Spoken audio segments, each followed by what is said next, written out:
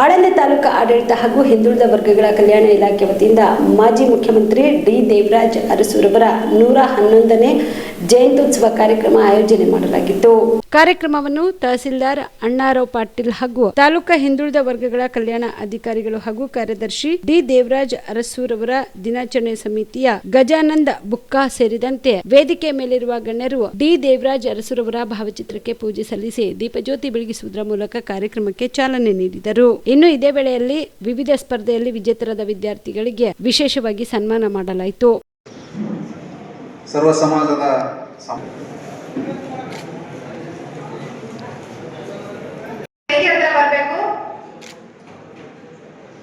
ದ್ವಿತೀಯ ಸ್ಥಾನ ಪಡೆದ ಪ್ರದೀಪ್ ಕೊರಳ್ಳಿ ಭೇದ ಭಾವವಿಲ್ಲದೆ ಭಾರತದ ಎಲ್ಲ ಜನತೆಯ ಸೌಹಾರ್ದಕ್ಕಾಗಿ ಕಾರ್ಯನಿರ್ವಹಿಸುತ್ತೇನೆಂದು ನಾನು ಪ್ರತಿಜ್ಞೆ ಮಾಡುತ್ತೇನೆ.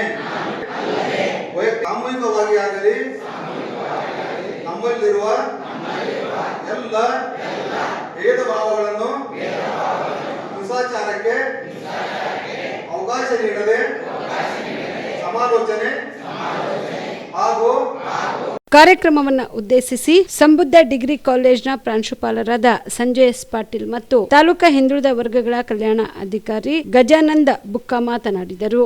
111ನೇ ದೇವರಾಜ ಅರಸವರ ಜಯಂತ್ಯೋತ್ಸವದ ಕಾರ್ಯಕ್ರಮ ಇದನ್ನ ಇಡೀ ಕರ್ನಾಟಕ ಸರ್ಕಾರ ಜೊತೆಗೆ ಹಿಂದುಳಿದ ಕಲ್ಯಾಣ ಇಲಾಖೆಯ ಇಡೀ ಇಲಾಖೆ ಎಲ್ಲ ತಾಲೂಕಿನೊಳಗೆ ಎಲ್ಲ ವಸತಿ ನಿಲಯಗಳಲ್ಲಿ ಬಹಳ ಗೌರವಯುತವಾಗಿ ಸ್ಮರಣೀಯವಾಗಿ ಆಚರಿಸಿಕೊಂಡು ಬರ್ತಾ ಇದೆ. ಬಹುಶಃ ಇವತ್ತು ಕರ್ನಾಟಕ ಸರ್ಕಾರವು ಕೂಡ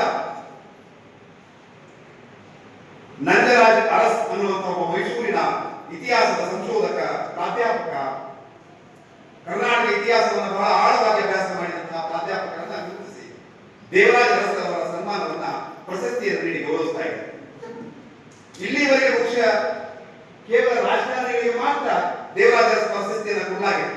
52ರಲ್ಲಿ ರಾಜಕೀಯ ಪ್ರವೇಶ ಮಾಡಿದರು. ರಾಜಕಾರಣಿಗಳಲ್ಲದೆ ಸಾಮಾಜಿಕ ಕ್ರಾಂತಿಯ ಅನೇಕ ಇವರು ಮಾಡುವ ಸಾಧನೆ ಗೋಳವನೇ ಗೋಡೆಯ ಇದರ ಮುಖಾಂತರ ಲಕ್ಷಾಂತರ ಬಡ ಜನರಿಗೆ ಈ ಕಾಯ್ದೆ ಮುಖಾಂತರ ಬಹಳ ಸಹಾಯ ಆಯಿತು. ಅದೇ ರೀತಿ ನಮ್ಮ ರಾಜ್ಯಕ್ಕೆ ಮೊದಲು ಮೈಸೂರು ಎಂದು ಹೆಸರಿತ್ತು. ನಂತರ 1973ರಲ್ಲಿ ನವೆಂಬರ್ 1ರಲ್ಲಿ ಕರ್ನಾಟಕದ ನಾಮಕರಣ ಮಾಡಿದರು.